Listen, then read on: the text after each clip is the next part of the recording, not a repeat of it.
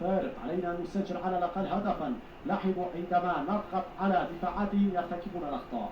هنا تعود الكرة، رمية جانبية، خرجت برمية جانبية للمنتخب السوري.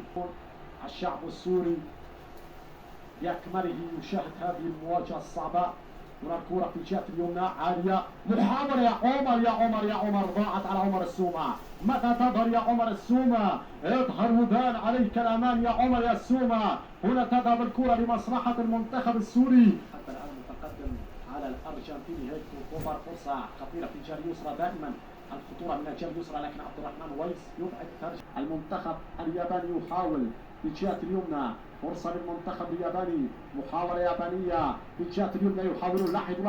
لاحظوا المرور، لاحظوا هنا الكرة، الله على هذه الفرصة، لكن استيفان جرير بالمرصاد في اللقطة الماضية. هنالك الأخطاء الكارثية من الدفاعات. أين الرقابة في اللقطة الماضية؟ تعود الكرة مرة أخرى في آخر 3 دقائق بل أقل على نهاية هذه المواجهة. هنا المحاولات السورية، فرصة سورية في وسط الميدان، ترجع الكرة إلى اللاعب مؤيد العجان. يلا يا العجان، تمريرة من مؤيد العجان للجهة اليمنى، فرصة خطيرة. عمر السومة، يا عمر أين هي أيامك يا عمر السومة؟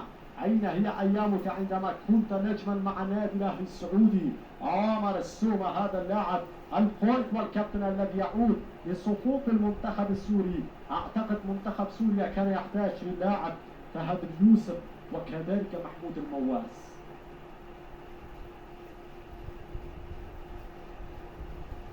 إذا اللاعب عمر السومة من اللاعبين الكبار على مستوى القارة الآسيوية، اللاعب السوري العربي من مواليد عام 89 الثامن